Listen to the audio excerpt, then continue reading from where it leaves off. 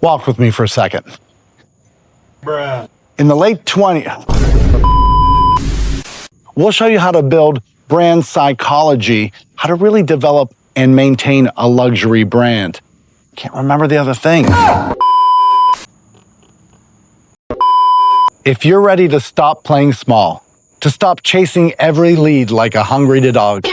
Touch! So I wait while you take your time.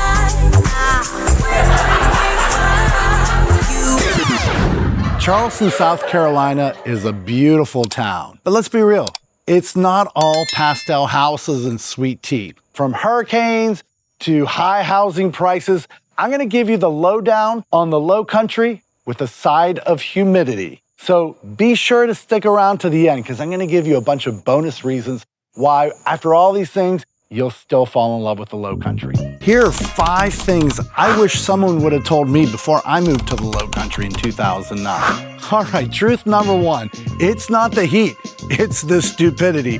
What do I mean by that? Everyone says, Oh, I love the heat.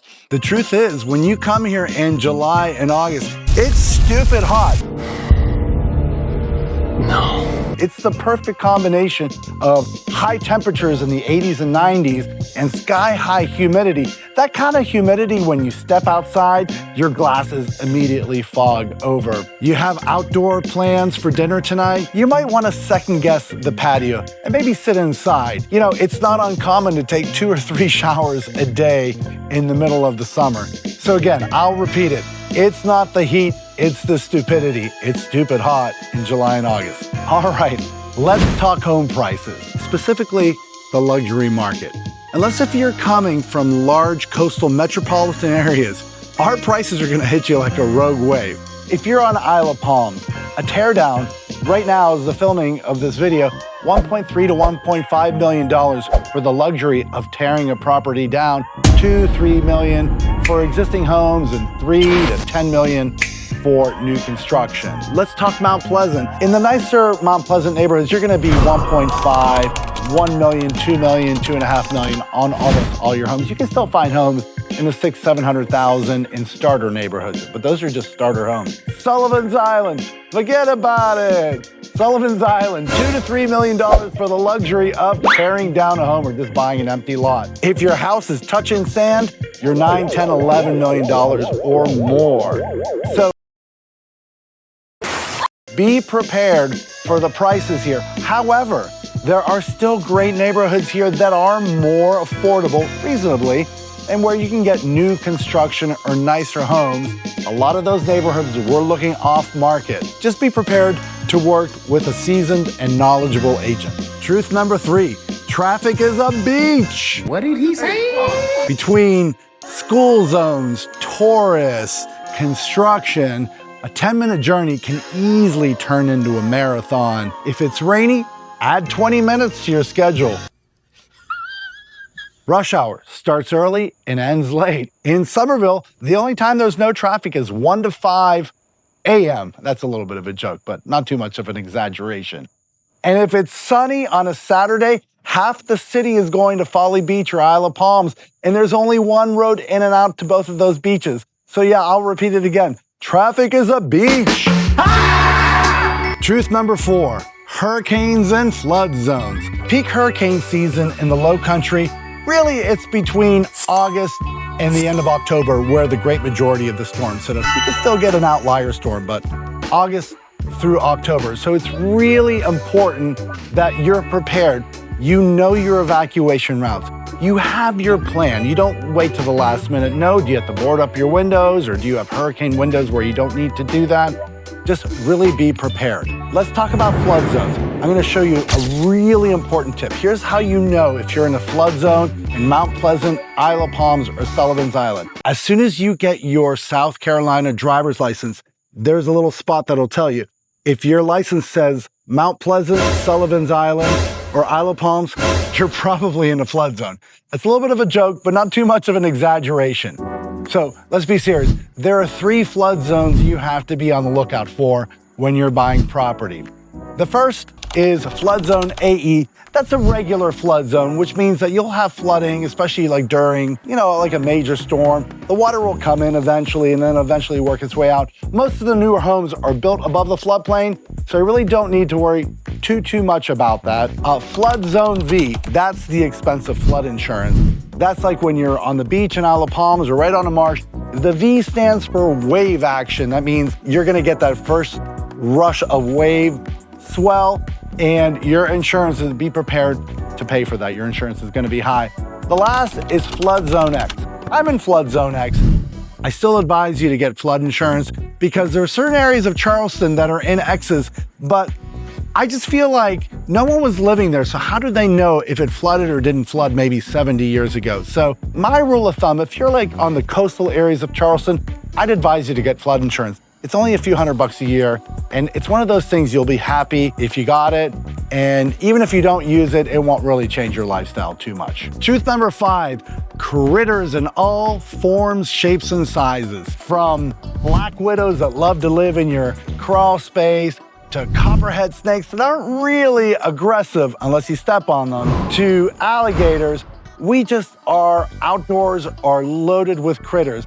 This is not the kind of outdoor like when in September you're like, oh, let's go for a nice hike through the marshes. No, it's filled with bugs, with snakes, crabs, alligators. Here is a little hint if you want to know if there's an alligator in a pond. You got to get down low, you crouch, and you look into the pond. And you got to look really close. Remember, you can't see the alligator because sometimes they're right above it. But here's a secret. If you see water in the pond, there's probably an alligator in the pond. All right, that's a little bit of an exaggeration, but not really. Most of the ponds, you've got to just assume that there could be an alligator in there.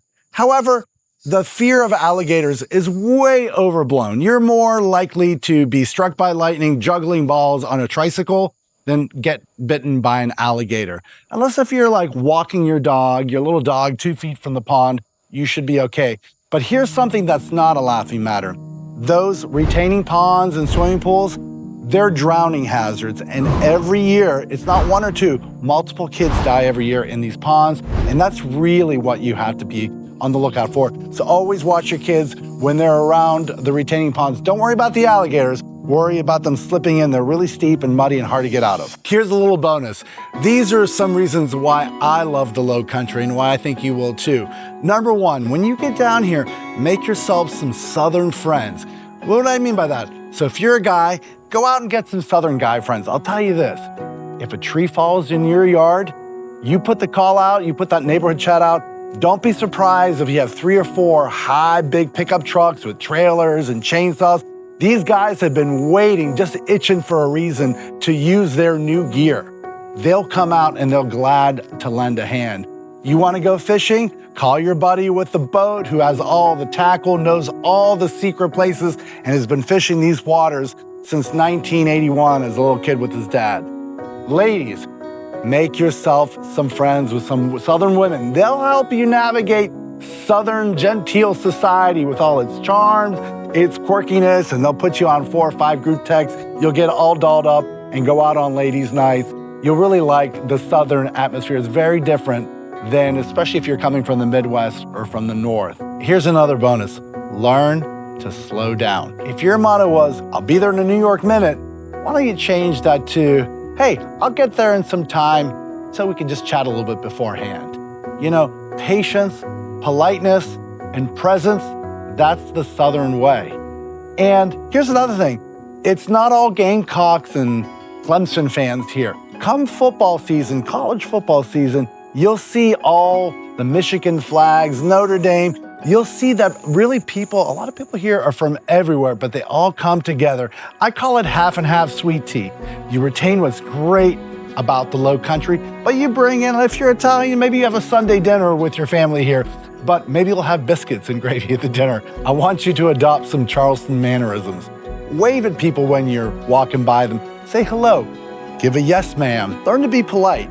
You'll really find that this slow down Southern culture, it's really a gem. Another thing, get outside.